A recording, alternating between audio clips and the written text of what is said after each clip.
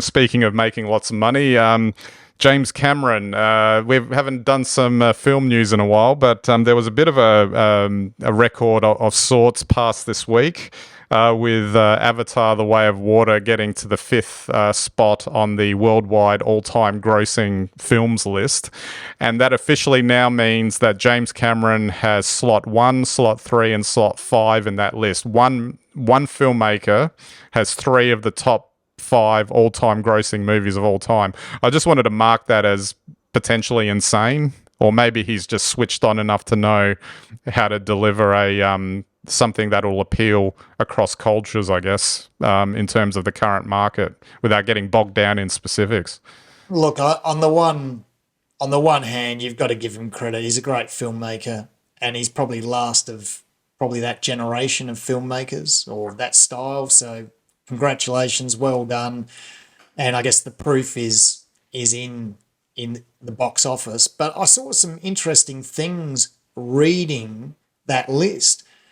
And we always bang on about sequels and how they seem, like they keep churning them out, and even though they're rubbish or whatever, but they keep succeeding. And you see that invariably the sequels have higher box office figures than the original, even if they're worse movies, which goes to show that episode 1 of whatever it is, creates the groundswell of support that actually supports a much bigger box for a sequel, even if it's rubbish. I didn't realise the Avengers had been so successful, but of course, like multiple Avengers, you build up a much, much larger fan base. If you have a look at the Star Wars, which are all the top ranking ones, of course, they're all built on 6 episodes beforehand. So it's really interesting to see that. And as I say, we've discussed at length over the years that, sequels and the quality doesn't generally seems to be going backwards with each successive sequel.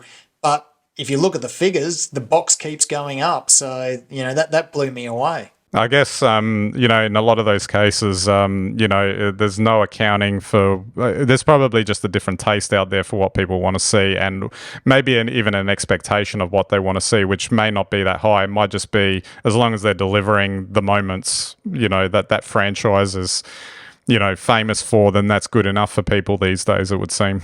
Well, that's right. But when you see things like Despicable Me 3 or, Shrek 2 outdoing the originals, you know, I think that's proof enough of something.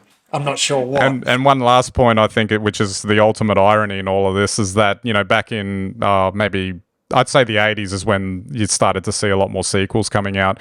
The whole thing was back to front then. It was, the first one came out of the gate and blew everyone away. And then there was like a perceived wisdom in the business that every sequel suffered from the law of diminishing returns, regardless of whether or not it was better or worse or whatever.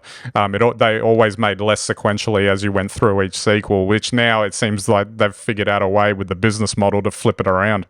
They certainly have flipped it around, and when you think of when you look at those, I don't know, the top 5, and look, I haven't seen Avatar: Way of Water. I've got no idea what it's like. I've got no interest in the film at all. But to think that it's in that top 5, and I can't even remember what happened in the original. Like, that I think that's saying something in itself.